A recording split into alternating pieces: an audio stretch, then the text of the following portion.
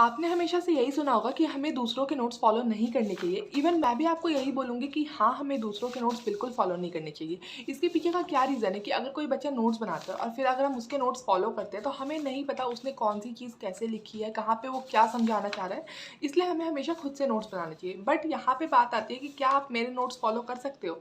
तो इसका आंसर है हाँ, आप मेरे नोट्स बिल्कुल फॉलो कर सकते हो और इसका रीज़न ये है कि ये नोट्स मैंने स्पेशली आप लोगों के लिए बनाया है। और अभी मैं इस नोट्स में आपको बताने वाली हूँ कि किस टॉपिक में से किस टाइप के क्वेश्चंस आए हुए हैं प्रीवियस ईयर में। प्लस मैं आपको ये भी बताऊंगी कि किस टाइप के क्वेश्चंस आ सकते हैं, किस टाइप के क्वेश्चंस किस टॉपिक से बन सकते हैं। सबसे पहले हम स्टार्ट करेंगे नॉमेनक्लेचर के टॉपिक से। नॉमेनक्लेचर क्या होता है? इसका मतलब होता है नेमिंग, किसी भी चीज़ की नेमिंग करना। सबको एक नाम दिया जाता है ना, आपका भी नाम है, मेरा भी नाम है, तो वैसे ही किसी चीज़ को नाम देना, उसको बोलते हैं नॉमेनक्लेचर। इसमें 4 रूल्स है। पहला रूल पढ़ो, biological name are generally in Latin. Latin में होता है और लैटिन क्या है? हमारी डेड लैंग्वेज है। And written in italics. याद रखो, जो बायोलॉजिकल नेम्स है वो किस में लिखे होते हैं? इटैलिक्स में लिखे होते हैं। दे आर लैटिनाइज्ड और derived from Latin irrespective of their origin. Second point है, the first word in a biological name, जो पहला वर्ड होता है बायोलॉजिकल नेम का, वो क्या रिप्रेजेंट करता है? जीनस। और जो सेकंड वर्ड होता है वो क्या रिप्रेजेंट करता है? Specific epithet. उसके बाद थर्ड है, both the word in a biological name when hand written are separately underline. वो क्या होता है? अंडरलाइन होता है। और प्रिंटेड इन इटैलिक्स, किसमें वो प्रिंट होता है? इटैलिक्स में, to indicate their Latin origin. Fourth point है हमारे पास, the first word denoting the genus. जो हमारा जीनस होता है ना, वो उसका जो फर्स्ट वर्ड होता है वो हमेशा कैपिटल लेटर में होता है। और जो स्पेसिफिक एपिथेट होता है उसका जो फर्स्ट वर्ड होता है वो स्मॉल लेटर होता है। For example, Mangifera indica Lin. Mangifera यहाँ पे क्या है? जीनस। देखो फर्स्ट वर्ड कैसे? कैपिटल। इंडिका यहाँ पे क्या है? Specific appetite. देखो फर्स्ट वर्ड क्या है? स्मॉल। और लिन का मतलब क्या है? देखो पढ़ो ध्यान से, it indicate that this species was first describe by Linnaeus. ये लिनियस नहीं दिया था इसलिए उनका नाम यहाँ पे लिखा गया है। मैंगीफेरा इंडिका मतलब सबको पता होगा, इसका मतलब होता है मैंगो। अब देखो आपको स्क्रीन पे क्वेश्चन दिखाई दे रहा होगा। क्वेश्चन क्या है? ध्यान से पढ़ो। ये नीट 2016 में क्वेश्चन आया हुआ है। क्या क्वेश्चन है? Nomenclature is governed by certain universal rules, which one of the following is contrary to the rules of nomenclature. पहला ऑप्शन पढ़ो, first word in a biological name represent the genus. बिल्कुल सही बात है, पहला वर्ड जो होता है वो जीनस होता है। And the second is specific epithet. हाँ, ये भी बिल्कुल सही है। सेकंड वाला पढ़ो, biological name can be written in any language. याद करो मैंने अभी क्या बताया था आपको कि biological name are generally in Latin and written in italics. और सेकंड ऑप्शन क्या है हमारे पास कि biological name can be written in any language, तो ये ऑप्शन हमारा गलत है। थर्ड ऑप्शन पढ़ो, when written by hand the names are to be underline. हाँ, अंडरलाइन होता है। और डी ऑप्शन है हमारे पास, names are written in Latin and are italicized. हाँ, तो हमारा बी वाला जो ऑप्शन है वो गलत है, तो क्वेश्चन के अकॉर्डिंग बी ऑप्शन सही हुआ।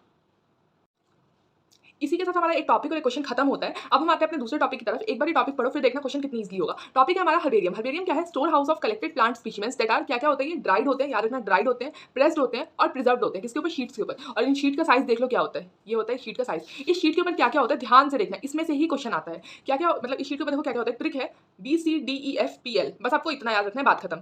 BCDEFPL, बी मतलब बोटानिकल नेम, सी मतलब कलेक्टर नेम, डी मतलब डेट, ई मतलब इंग्लिश नेम, एफ मतलब फैमिली, पी मतलब प्लेस ऑफ कलेक्शन, एल मतलब लोकल नेम। बस इतना याद रखना है आपको। ध्यान से देखो, मैं बार बार रिपीट करूँ, BCDEFPL। अब देखो आपको स्क्रीन पे क्वेश्चन दिखाई दे रहा होगा। क्वेश्चन क्या है? Label of a herbarium sheet does not carry information on. क्या क्वेश्चन पूछा गया है कि इसमें से कौन सी चीज हर्बेरियम शीट कैरी नहीं करती है? नीट 2016 में क्वेश्चन आया हुआ है, ध्यान से देखो। अब हमने क्या याद किया था? BCDEFPL। देखो height of the plant, H था कहीं पे, याद करो एच था कहीं पे, BCDEFPL नहीं था, तो मतलब पहला वाला ऑप्शन ही सही है। बाकी देखो नेम ऑफ कलेक्टर, कलेक्टर था ना, याद करो BC, सी मतलब कलेक्टर, लोकल नेम, एल भी था, डेट भी था, बस क्या नहीं था? Height of the plant. तो ए वाला ऑप्शन हमारा करेक्ट है। अब हम याद करेंगे एनसीईआरटी का ये वाला टेबल। चलो याद करते हैं। इसके लिए ट्रिक क्या है हमारे पास? King Philip come over for good soup. King के से किंगडम, फिर फिलिप के पी से फाइलम, फाइलम को हम डिवीजन भी बोल सकते हैं, उसके बाद सी से क्लास, ओ से ऑर्डर, एफ से फैमिली, जी से जीनस, एस से स्पीशीज। बस आपको ये ट्रिक याद रखनी है, king Philip come over for good soup. और हमारे पास स्पीशीज क्या होती है? स्पीशीज होती है बेसिक यूनिट ऑफ क्लासिफिकेशन। अगर पेपर में एक सिंपल सा क्वेश्चन आता है कि बताओ बेसिक यूनिट क्या है क्लासिफिकेशन की, तो कंफ्यूज नहीं होना, आग बंद करके स्पीशीज पे टिक कर देना है। उसके बाद देखो आपको स्क्रीन पे क्वेश्चन दिखाई दे रहा होगा। क्वेश्चन क्या है? What is the correct sequence? Sequence ही बतानी है इसकी, ठीक है? तो कुछ नहीं है, ध्यान से पढ़ो। फर्स्ट वाला जो ऑप्शन है उसमें देखो, मतलब सबसे लास्ट में क्या लिखा है? किंगडम। किंगडम के बाद क्या आना चाहिए था ट्रिक के हिसाब से? किंग फिलिप, पी से फाइलम आना चाहिए था, लेकिन ये यहाँ पे ऑर्डर लिखा है तो ये गलत हो गया। उसका सेकंड ऑप्शन पढ़ो, किंग फिलिप, फाइलम तो है लेकिन किंग फिलिप कम, सी से क्लास होना चाहिए था, लेकिन यहाँ पे ऑर्डर लिखा है तो ये ऑप्शन भी गलत हो गया। उसके बाद सी वाला ऑप्शन देखो, फाइलम ऑर्डर जीनस, ये भी गलत है। डी वाला ऑप्शन देखो, ध्यान से शुरू से पढ़ो, kingdom phylum class order, king Philip come over, सही है, तो डी वाला ऑप्शन हमारा करेक्ट है।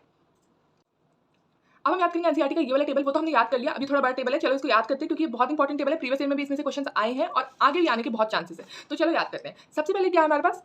Common name. कॉमन नेम सबको याद होगा कि पहले हमें लिखना है कॉमन नेम। कॉमन नेम के बाद हमें लिखना है बायोलॉजिकल नेम। बायोलॉजी हम सब्जेक्ट पढ़ रहे हैं तो हम याद रखेंगे कि बायोलॉजिकल नेम। उसके बाद देखो, अभी मैंने आपको टेबल नहीं याद कराया था ये वाला, उसमें आपको कुछ नहीं करना, ऊपर वाला किंगडम उड़ा दो, नीचे वाला स्पीशीज उड़ा दो, मतलब ऊपर और नीचे का हटा दो, बीच का जो बचा है ना उसको सेम ऑर्डर में लिख दो। देखो phylum, class, order, family, genus, समझ गए? पहले कॉमन नेम, उसके बाद बायोलॉजिकल नेम, उसके बाद जो मैंने आपको इससे पहले मतलब टेबल याद कराया था उसमें से ऊपर और नीचे वाला उड़ा के सेम ऑर्डर में लिख दो, phylum, class, order, family, genus, ठीक है? उसके बाद अब इसको इस सीक्वेंस में याद रखो, man, house fly, mango wheat. Man, house fly, mango wheat. अगर आपको याद नहीं रहता तो याद रखना, मैन ने हाउस हाउसफ्लाई देखा मैंगो खाते खाते वीट के गार्डन में, मैन ने हाउसफ्लाई देखा मैंगो खाते खाते वीट के गार्डन में। अब हम आते हैं बायोलॉजिकल नेम पे। जहाँ तक मेरे को लगता है मैन और मैंगो का तो सबको पता होगा। मैन का होता है होमो सेपियंस और मैंगो का होता है मैंगीफेरा इंडिका, अभी याद कराया था, ठीक है, नोमेनक्लेचर वाले टॉपिक में। उसके बाद हाउसफ्लाई का याद रखना म्यूस्का डोमेस्टिका और वीट का याद रखना ट्रिटिकम एस्टिवम, ठीक है, Homo sapiens, Musca domestica, Mangifera indica, Triticum aestivum. Genus में कुछ नहीं करना, सबका पहला वर्ड होमो, म्यूस्का, मैंगीफेरा, ट्रिटिकम।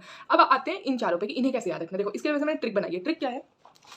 सबसे पहले है हमारे प्यारे मोंटू चाचा। हमारे के एच से होगा होमोनिडे, प्यारे के पी से होगा प्रीमाटा, मोंटू के एम से होगा मेमेलिया और चाचा के सी से होगा कोडाटा।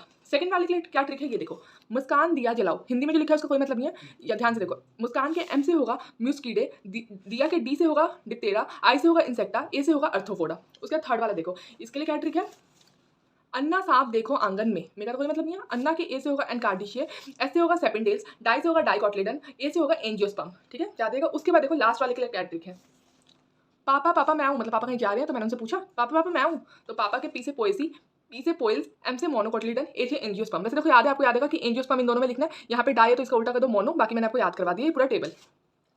जहाँ तक मुझे याद है नीट 2021 या नीट 2022 में क्वेश्चन आया था, किसके ऊपर क्वेश्चन आया था, क्वेश्चन ये आया था कि हाउसफ्लाई का बायोलॉजिकल नेम बताओ। देखो कितना इजी क्वेश्चन आया था, हाउसफ्लाई का बायोलॉजिकल नेम, मतलब ऐसा मानो फ्री के 4 मार्क्स है। अगर ऐसे टाइप का कोई क्वेश्चन आ गया कि इसका बायोलॉजिकल नेम बताओ, मैंगो का बायोलॉजिकल नेम बताओ, ठीक है, तो ये तो फ्री के 4 मार्क्स थे। लेकिन देखो आपको स्क्रीन पे क्वेश्चन दिखाई दे रहा होगा, नीट 2016 में क्वेश्चन आया था और ये क्वेश्चन भी हाउसफ्लाई के ही ऊपर आया था। क्वेश्चन पढ़ो क्या है, match column 1 and 2 for housefly classification and select the correct option using codes provided below. Question देखो हमें ये है कि हाउसफ्लाई के अकॉर्डिंग हमें इसकी फैमिली, ऑर्डर, क्लास, फाइलम बताना है। अब देखो बुक में मैंने आपको अभी याद किया था, हाउसफ्लाई का म्यूस्का डोमेस्टिका, जीनस पहला वाला लिख देंगे। उसके बाद मुस्कान दिया जलाओ, मुस्कान के एम यू से म्यूस्कीडे, फिर दिया के डी से डिप्टेरा, इंसेक्टा और अर्थोफोडा, DIA। अब ध्यान से देखो, फैमिली क्या है, म्यूस्कीडे, ऑर्डर क्या है हमारे पास, डिप्टेरा, क्लास क्या है हमारे पास, इंसेक्टा, और फाइलम क्या है, अर्थोफोडा। ध्यान से देखो कौन सा है कौन सा कौन सा है, डी वाला ऑप्शन हमारा करेक्ट है, ए का थर्ड, बी का फर्स्ट, सी का फोर्थ, डी का सेकंड।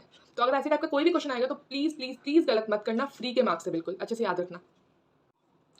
टेबल तो याद कर लिया, प्लीज ये भी याद रखना, डिवीजन का फाइटा, सब डिवीजन फाइटिना, क्लास का ऑप्सीडा, फाइकेई एई, ऑर्डर का ALES और फैमिली का ACEAE। अब देखो आपको स्क्रीन पे एक क्वेश्चन दिखाई दे रहा होगा, क्वेश्चन बहुत नॉर्मल सा है, आपको ऐसे लिख के दिया है डिवीजन फाइटा, क्लास ऑप्सीडा, तो आपको इसमें से ये बताना है कि कौन सा सही है, मतलब कितने इसमें से सही है और कितने मतलब कौन सा गलत है। तो ध्यान से देखो, डिवीजन फाइटा बिल्कुल सही है, क्लास ऑप्सीडा बिल्कुल सही है, ऑर्डर ALES बिल्कुल सही है, फैमिली में लिखा है यहाँ पे IDAE। अब देखो नोट्स में मैंने क्या लिखा था, फैमिली का ACEAE, तो मतलब फोर्थ वाला हमारा गलत है, फर्स्ट सेकंड और थर्ड हमारा बिल्कुल सही है। ऐसा कोई ऑप्शन ढूंढो है 1 2 और 3, हाँ सेकंड वाला ऑप्शन देखो 1 2 और 3, तो मतलब ये सही ऑप्शन है, प्लीज इसको याद रखना। इस चैप्टर में इन दोनों फुल फॉर्म्स को भूलने का रिस्क तो आप बिल्कुल भी ले सकते हो, लेकिन ध्यान से देखो क्या है। पहला वाला जो फुल फॉर्म है ICBN, उसमें क्या लिखा है, international code for botanical nomenclature, और सेकंड वाला ICZN, इसमें क्या लिखा है, international code of zoological nomenclature. एक में 4 है, एक में ऑफ है। अब इसको याद कैसे रखेंगे वो सुनो, जो 4 वाला है ना वो बोटानिकल के साथ है, 4 जो है वो बोटानिकल के साथ है। FB से कुछ याद आया, FB फेसबुक, ठीक है, फेसबुक तो सबको पता होगा, सबकी थी ना एंजल प्रिया के नाम से आईडी, सच बता दो मुझे सब पता है, फेसबुक, ठीक है, और जूलॉजिकल वाले में नॉर्मल ऑफ आएगा, याद रखना फेसबुक, 4 आएगा बोटानिकल के साथ। अब आपको स्क्रीन पे क्वेश्चन दिखाई दे रहा होगा, ICBN स्टैंड्स फॉर, तो याद देखो जिसमें 4 होगा उसमें आंख बंद करके टिक कर दो, सेकंड वाला option international code for botanical nomenclature. ऐसे आपसे ICZN का भी पूछ सकते हैं, तो फ्री के मार्क्स है, गलती से भी भूलना मत और कंफ्यूज मत होना किसमें 4 है किसमें ऑफ है। अपनी एंजल प्रिया को याद कर लेना और फेसबुक के साथ टिक कर देना, 4 वाला बोटानिकल के साथ। अब हम एक दूसरा टॉपिक पढ़ेंगे बोटानिकल गार्डन। पहले इसकी डेफिनेशन पढ़ो, collection of living plants for reference, याद रखना लिविंग प्लांट्स, कंफ्यूज मत होना, लिविंग प्लांट्स। उसके बाद क्वेश्चन बन सकता है कि ये ex-situ है या in situ है, तो अच्छे से याद रखना ये ex-situ कंजर्वेशन है। उसके बाद यहाँ से क्वेश्चन बन सकते हैं 4 फेमस बोटानिकल गार्डन है जो आपको एकदम याद रखना है, दिमाग में सेट होना चाहिए आपके। पहला रॉयल बोटानिकल गार्डन जो कहाँ पे है, क्यू इंग्लैंड में, ठीक है, याद रखना रॉयल है, क्यू इंडिया से बाहर है, क्यू इंग्लैंड में। उसके बाद है लॉयड बोटानिकल गार्डन, L से लव मतलब प्यार, और प्यार वाली जगह दार्जिलिंग, तो ये दार्जिलिंग में। उसके बाद है इंडियन बोटानिकल गार्डन, कहाँ पे, हावड़ा में, और नेशनल बोटानिकल रिसर्च इंस्टीट्यूट कहाँ पे, लखनऊ में। और ये दोनों ऑब्वियस सी बात है, हावड़ा और लखनऊ कहाँ पे, इंडिया के अंदर है। तो आपको ये 4 बोटानिकल गार्डन अच्छे से याद रखने हैं। स्क्रीन पे देखो आपको क्वेश्चन दिखाई दे रहा होगा, क्या है question, the Indian botanical garden and national botanical research institute are located respectively at, आपको 4 ऑप्शन ऐसे दे देंगे जगहों के नाम और आपको बताना है कि कहाँ पे। तो अभी बताओ मैंने आपको क्या बताया था कि इंडियन बोटानिकल गार्डन कहाँ पे, हावड़ा में, और नेशनल बोटानिकल रिसर्च इंस्टीट्यूट कहाँ पे, लखनऊ में। तो आपका ऑप्शन नंबर 2 सही है। अभी टेबल देखो, ये तो मैंने आपको याद करा दिया था, इसमें एक और बहुत इंपॉर्टेंट चीज़ जो आपको याद रखनी है, सुनो वो क्या है। अगर आपसे क्वेश्चन पूछे, ध्यान से सुनना, अगर आपसे क्वेश्चन पूछे कि रिलेटेड स्पीशीज क्या होती है तो आपका आंसर होगा जीनस। अगर आपसे क्वेश्चन पूछे कि रिलेटेड जीनस क्या होता है तो आपका आंसर होगा फैमिली। अगर आपसे क्वेश्चन पूछे रिलेटेड फैमिली क्या होती है तो आपका आंसर होगा ऑर्डर। अगर आपसे क्वेश्चन पूछे रिलेटेड ऑर्डर क्या होता है तो आपका आंसर होगा क्लास। समझ गए। अब स्क्रीन पे देखो एक क्वेश्चन दिखाई दे रहा होगा, क्वेश्चन क्या है, the taxon which include related species. Related species बतानी है। ऑप्शन है क्लास, ऑर्डर, फैमिली, जीनस। अब वापस नोट्स पे आओ। रिलेटेड स्पीशीज क्या होती है? जीनस। तो अब वापस क्वेश्चन पे आओ, कौन सा ऑप्शन सही है? रिलेटेड स्पीशीज का मतलब जीनस। तो ऑप्शन नंबर 4 हमारा करेक्ट है। अब ये वाला टॉपिक देखो, रिप्रोडक्शन इन लोअर ऑर्गेनिजम्स। ये कुछ लोअर ऑर्गेनिजम्स को कैसे रिप्रोड्यूस करते हैं, डायरेक्ट क्वेश्चन आता है, आपको बस याद रखना है। सबसे पहले ईस्ट एंड हाइड्रा, ये कैसे रिप्रोड्यूस करते हैं? बडिंग से। उसके बाद क्या है? प्लेनेरिया, जिसको हम फ्लैटफॉर्म्स भी बोलते हैं, ये कैसे रिप्रोड्यूस करते हैं? True regeneration. उसके बाद है फंजाई, फिलामेंटस एल्गी और प्रोटोनिमा ऑफ मॉसिस, ये कैसे रिप्रोड्यूस करते हैं? फ्रेगमेंटेशन से। और यहाँ पे कुछ हायर ऑर्गेनिजम्स जो रिप्रोड्यूस नहीं करते, एनसीईआरटी में गिवन है, प्लीज याद रखना ये तीनों, म्यूल्स, स्टेराइल वर्कर बी और इनफर्टाइल ह्यूमन कपल, ये रिप्रोड्यूस नहीं कर सकते। अब स्क्रीन पे देखो, आपको एक क्वेश्चन दिखाई दे रहा होगा। क्वेश्चन क्या है? Which one of the following is common to multicellular fungi, filamentous algae and protonema of mosses. मैंने आपको अभी बताया था ये तीनों कैसे रिप्रोड्यूस करते हैं। फोर्थ वाला ऑप्शन देखो, मल्टीप्लिकेशन बाय फ्रेगमेंटेशन। याद रखना ये तीनों फ्रेगमेंटेशन से करते हैं। चलो वापस इस टेबल पे आओ। टेबल छोटा है लेकिन ये छोटा बॉम्ब बड़ा धमाका है। इसमें से और कैसे क्वेश्चन बन सकता है, चलो देखते हैं। आपको साइड में दिख रहा होगा, मैंने कुछ लिखा है टेबल के साइड में। क्या लिखा है? As we go higher from species to kingdom. अगर हम स्पीशीज से किंगडम पे जाए तो क्या लिखा है? The number of common characteristic goes on decreasing. याद रखना, स्पीशीज से अगर हम किंगडम पे गए तो कॉमन कैरेक्टरिस्टिक क्या हो गया? डिक्रीज हो गया। अब देखो स्क्रीन पे आपको एक क्वेश्चन दिखाई दे रहा होगा। क्या है क्वेश्चन? क्वेश्चन को हमने थोड़ा सा उल्टा कर दिया है, मतलब बच्चों को कंफ्यूज करने के लिए। क्वेश्चन क्या था? बच्चों ने तो ये याद किया था कि डिक्रीज होगा, डिक्रीज होगा, डिक्रीज होगा। अब देखो क्वेश्चन हमसे क्या पूछ दिया कि as we go lower from kingdom to species. हमने क्वेश्चन उल्टा कर दिया। As we go lower from kingdom to species the number of common characteristic at each taxon.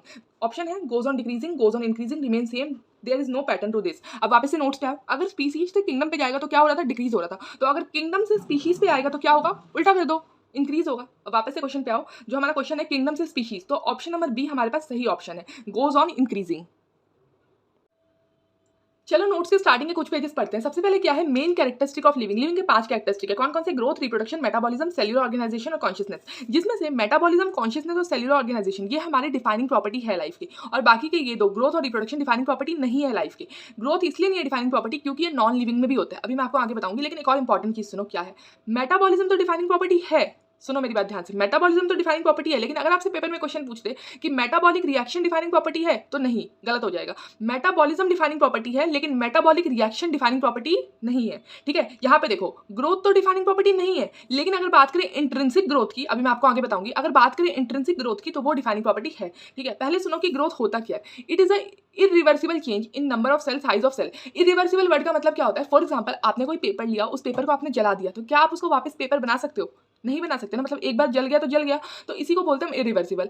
अगर आपकी हाइट एक बार लंबी हो गई तो क्या आप छोटे हो सकते हो? नहीं हो सकते। और ग्रोथ में एनाबॉलिज्म ज्यादा होता है कैटाबॉलिज्म से। एनाबॉलिज्म मतलब सिंथेसिस और कैटाबॉलिज्म मतलब ब्रेकडाउन। ठीक है, अब देखो एनसीईआरटी की लाइन, यहाँ से क्वेश्चन आ सकता है। Twine characteristic of growth. Growth के 2 कैरेक्टरिस्टिक होते हैं, कौन कौन से? इंक्रीज इन मास और increase in number of individuals. Paper में कैसे क्वेश्चन आ सकता है? स्क्रीन पे देखो, आपसे क्वेश्चन पूछेंगे what are the twin characteristic of growth. ऐसे ऑप्शन दे देंगे, increase in mass, increase in number, both A and B, none of the above. तो आप आंख बंद करके ऑप्शन नंबर सी पे टिक कर दोगे, बोथ ए एंड बी। उसके बाद देखो, ये भी बहुत इंपॉर्टेंट है, लास्ट में एक पॉइंट लिखा है, यूनिसेल्युलर ग्रोथ। यूनिसेल्युलर ग्रोथ में क्या होता है? अच्छे से याद रखना, कान खोल के सुनो। यूनिसेल्युलर ग्रोथ में क्या होता है?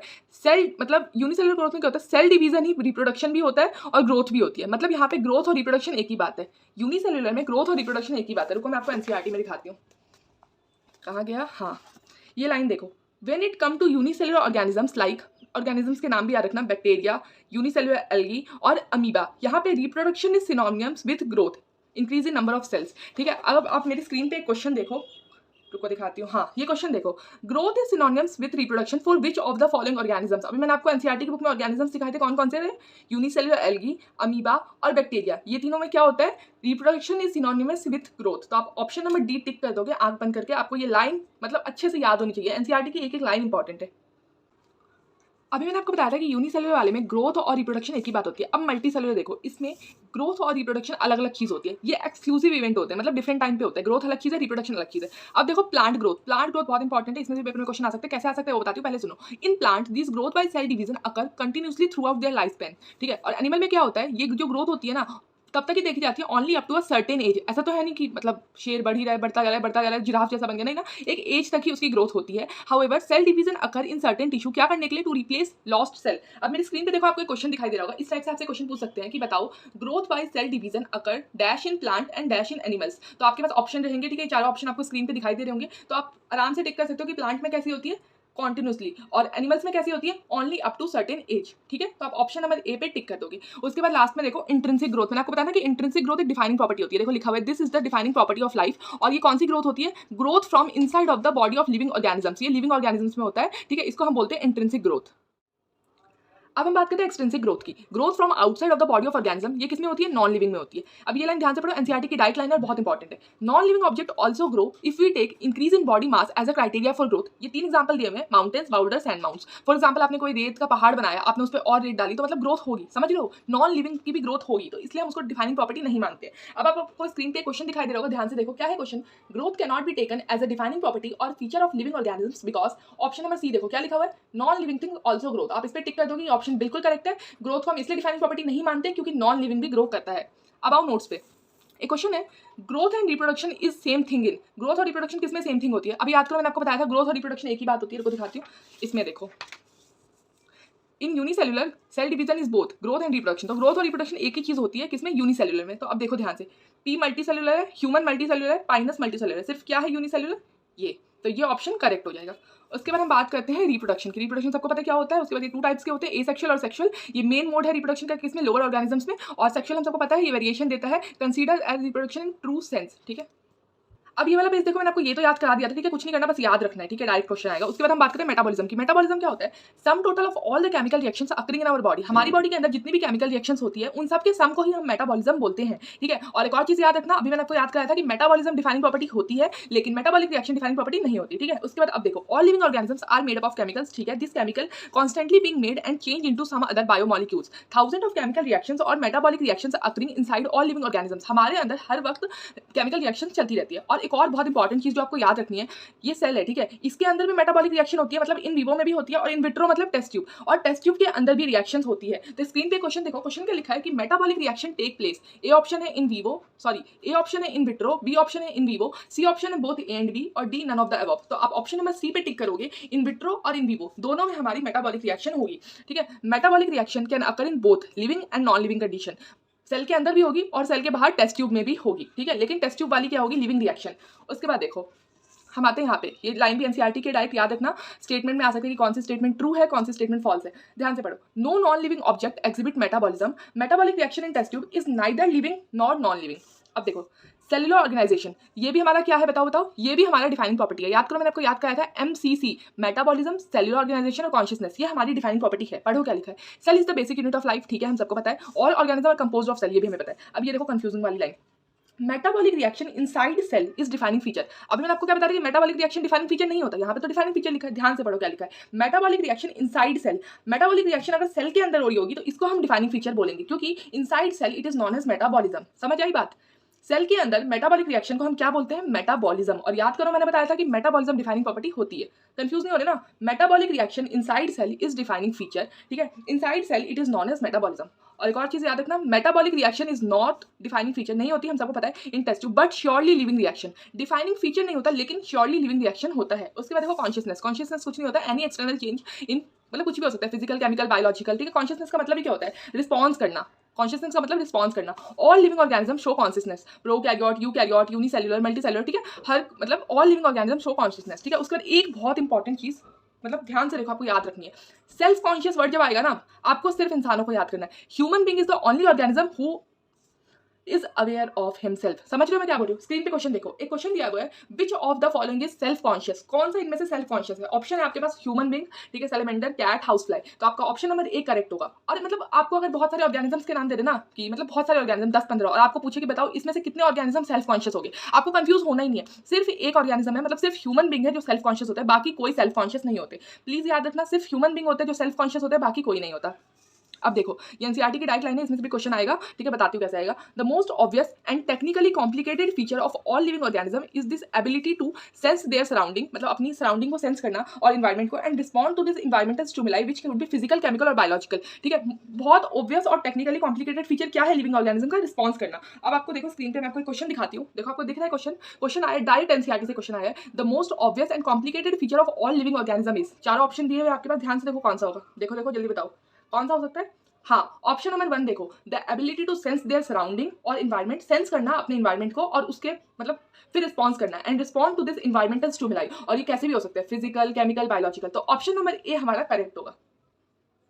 स्क्रीन पे देखो आपको एक और क्वेश्चन दिखाई दे रहा होगा। क्वेश्चन क्या है, कंसीडर द फॉलोइंग 2 स्टेटमेंट्स। हमें 2 स्टेटमेंट दिए, चलो पहले स्टेटमेंट पढ़ते हैं। पहली स्टेटमेंट क्या है, cellular organisation of the body is the defining feature of life form. Cellular organisation defining property होती है, अभी याद करो मैंने आपको बताया था एमसीसी, मेटाबॉलिज्म, सेल्युलर ऑर्गेनाइजेशन और कॉन्शियसनेस डिफाइनिंग प्रॉपर्टी होती है। तो पहला ऑप्शन तो एकदम सही है। दूसरा ऑप्शन पढ़ो क्या है, metabolic reaction can not be demonstrated outside the body in cell free system. इसका मतलब है कि मेटाबॉलिक रिएक्शन बाहर नहीं हो सकती, मतलब सिर्फ सेल के अंदर हो सकती है। अभी याद करो मैंने आपको बताया था कि इन विट्रो इन वीवो, मतलब सेल में भी हो सकती है और सेल के बाहर टेस्ट ट्यूब में भी हो सकती है। तो सेकंड वाली स्टेटमेंट हमारी गलत है। तो अब देखो ध्यान से पढ़ो ऑप्शंस क्या क्या है। बोथ 1 and 2 आर ट्रू, नहीं गलत है। बोथ 1 and 2 आर ट्रू, नहीं, सेकंड ऑप्शन भी गलत है। थर्ड देखो, first is true, second is false, बिल्कुल सही बात है। पहला तो हमारा ट्रू है लेकिन सेकंड हमारा फॉल्स है, तो ऑप्शन नंबर 3 हम टिक कर देंगे।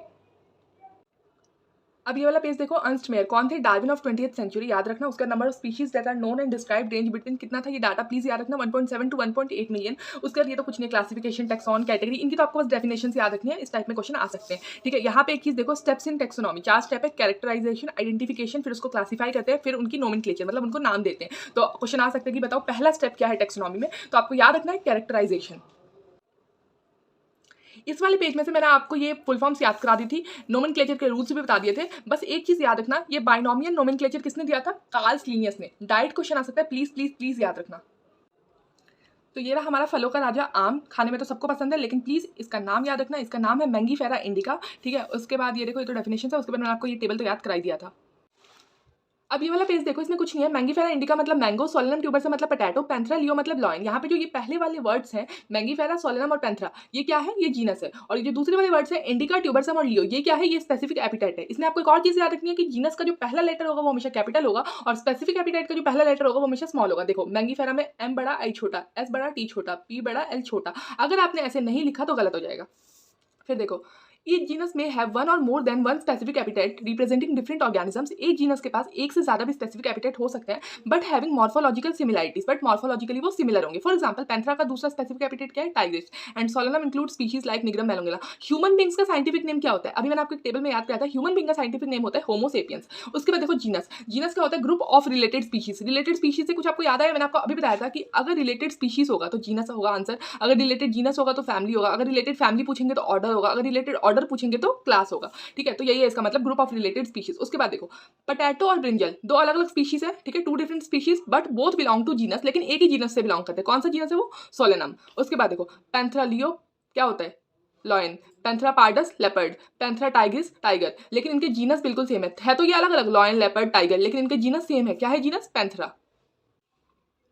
अब ये वाला पेज देखो, इसमें जो ये वाला पैराग्राफ है ऑर्डर वाला, बहुत बहुत बहुत इंपॉर्टेंट है। इसमें एक लाइन देखो, प्लांट फैमिलीज लाइक, 2 प्लांट की फैमिली दी हुई है आपको, मैंने ब्लैक कलर से बोल्ड में लिखा है। ये दोनों प्लांट की फैमिली के नेम आपको याद रखने हैं। चलो आपने याद कर लिया, प्लीज भूलना मत, आपने इन दोनों प्लांट की फैमिली का नाम याद रखना है। चलो आपने याद कर लिया। उसके बाद आपको क्या याद रखना है इसमें, इसका ऑर्डर क्या है, पॉलीमोनियल। आपने चलो ये भी याद कर लिया, मैंने पर्पल कलर से लिखा है। ठीक है, आपने चलो ये भी याद कर लिया। थर्ड चीज आपको क्या याद रखनी है कि किस पे बेस्ड है, mainly based on the floral characters. 3 चीजें आपको याद रखनी है, इस प्लांट की फैमिली का नाम, ये किस ऑर्डर में आती है, और ये किस पे बेस्ड है। और दूसरा क्वेश्चन कैसे बन सकता है, स्पेस से यहाँ पे लिखा है ना किंगडम, और साथ में लिखिए 2 स्टेटमेंट्स, ये एनसीईआरटी की डायरेक्ट लाइन से पढ़ो क्या लिखा है, lower the taxa more are the characteristics that the member within the taxon share. दूसरी स्टेटमेंट क्या है, higher the category greater is the difficulty of determining the relationship to other taxa at same level. अब मेरी screen पे देखो question कैसे आ सकता है, क्या है question, consider the following statements. Statement आपको दोनों लिख के दिए और बताना है कौन सा सही है और कौन सा गलत है। पहला स्टेटमेंट पढ़ो क्या है, higher the taxa more are the characteristic that member within the taxon share. तो ये स्टेटमेंट गलत है, क्योंकि देखो नोट्स में एक बार देखो, नोट्स में क्या लिखा है, लोअर द टेक्सा। अब वापस आओ क्वेश्चन पे, सेकंड स्टेटमेंट क्या है, lower the category greater is the difficulty of determining the relationship to other taxa at same level. अब वापस आओ नोट्स पे, क्या लिखा है, हाइयर द कैटेगरी। तो क्वेश्चन देखो, दोनों की दोनों स्टेटमेंट्स गलत है, ऐसा कोई ऑप्शन है, देखो देखो ध्यान से देखो, हाँ फोर्थ वाला ऑप्शन देखो, both first and second are false, तो इस पे टिक कर देंगे। उसके बाद ये प्यारा सा टेबल तो हम याद कर ही चुके हैं। फिर ये वाला पेज देखो, हर्बेरियम मैंने आपको करा दिया था, बोटानिकल गार्डन मैंने आपको करा दिया था। उसके बाद आता है म्यूजियम, म्यूजियम के बारे में पढ़ो, collection of preserve plant and animal specimens, specimens are preserve in the container और जार इन प्रिजर्वेटिव सॉल्यूशन। कौन से प्रिजर्वेटिव सॉल्यूशन में, फॉर्मेलिन में। उसके बाद insects are preserved in insect boxes के अंदर होते हैं, कैसे कलेक्ट करते हैं, उसको मारते हैं, उसको एंड पिनिंग। ठीक है, जूलॉजिकल पार्क में सबको पता है कुछ नहीं होता, place where wild animal are kept in protected environments under human care and which enable us to learn about their food habits and behaviour. उसके बाद की बहुत इंपॉर्टेंट है। की से कैसे क्वेश्चन आ सकते हैं ना कि आपको की के बारे में 4-5 स्टेटमेंट्स लिख के दे देंगे और आपसे पूछेंगे बताओ कौन सी स्टेटमेंट ट्रू है और कौन सी स्टेटमेंट फॉल्स है। तो आपको एक एक लाइन पता होनी चाहिए। की क्या होता है, use for identification of plant and animal based on similarities and dissimilarities. दूसरी चीज क्या है, based on contrasting character generally in a pair, pair में होते हैं called couplet, represent the choice made between two opposite options. तो ये चीज आप याद रखना, अपोजिट लिखा है यहाँ पे, सेम नहीं लिखा है। जब ऐसे करेक्ट स्टेटमेंट वाले क्वेश्चन पूछेंगे तो आप कंफ्यूज हो सकते हो, तो याद रखना यहाँ पे अपोजिट लिखा है। उसके बाद क्या है, each statement in the key is called a lead, ठीक है। Keys are generally analytic in nature. आपसे एक और तरीके से क्वेश्चन पूछ सकते हैं कि मतलब की दे देंगे, जूलॉजिकल पार्क दे देंगे, म्यूजियम दे देंगे, बोटानिकल गार्डन दे देंगे, हर्बेरियम दे देंगे, आपको ऐसे मैचअप करना पड़ेगा। फिर देखो यहाँ पे क्या है, फ्लोरा। फ्लोरा क्या होता है, flora contain the actual account of habitat and distribution of a plant of a given area. This provide the index to the plant species found in a particular area. देखो habitat and distribution याद रखना, flora मतलब few, flora से few याद रखो, ज्यादा नहीं होता इसमें। हैबिटेट और डिस्ट्रीब्यूशन ये मेन वर्ड है, तो आप ऐसे याद रख सकते हो। उसका मैनुअल्स, मैनुअल से याद रखो मैनी। कैसे याद रखोगे, useful in providing information for identification of name of species found in an area. उसके बाद देखो मोनोग्राफ, मोनो मतलब क्या होता है, सिंगल, मोनो मतलब एक, तो कैसे याद रखोगे, it contain information on any one taxon. इसमें से भी ऐसे क्वेश्चन बन सकता है, आपको मैचअप की तरह क्वेश्चन पूछ लेंगे, ठीक है। और फाइनली ये रहा इस चैप्टर का लास्ट पेज। यहाँ पे कुछ नहीं है, सिंपल सी चीज़ें लिखी है, आपको बस याद रखना है, ज़्यादा दिमाग नहीं चलाना, सिर्फ याद रखना है। फ्री के मार्क्स है और ऐसे टाइप के क्वेश्चन प्रीवियस ईयर में आए हुए हैं। जैसे फॉर एग्जांपल जनरल प्लांटर में एक बुक थी, किनकी थी, बेंथम एंड हुकर की। उसके बाद न्यू सिस्टमैटिक्स किसने दिया था, जूलियन हक्सले ने दिया था। बायोलॉजिकल कॉन्सेप्ट ऑफ स्पीशीज किसने दी थी, अर्नस्ट मेयर। उसके बाद फादर ऑफ टैक्सोनॉमी कौन थे, कार्ल लिनियस। तो आपको बस ये चीज़ें याद रखनी है, ये क्वेश्चन आ सकता है पेपर में। अच्छे से पढ़ाई करो, all the very best. Your Sheeno दीदी is always be there for you. और जिसको भी ये नोट्स चाहिए, आपको बस इंस्टाग्राम पे जाना है, बायोलॉजी बाय शीनू सर्च करना है, आपको ये नोट्स वहाँ पे एकदम फ्री में मिल जाएंगे, ठीक है। और मैं डिस्क्रिप्शन में लिंक भी दे देती हूँ ताकि आप लोगों के लिए ईजी हो जाए। Once again all the best.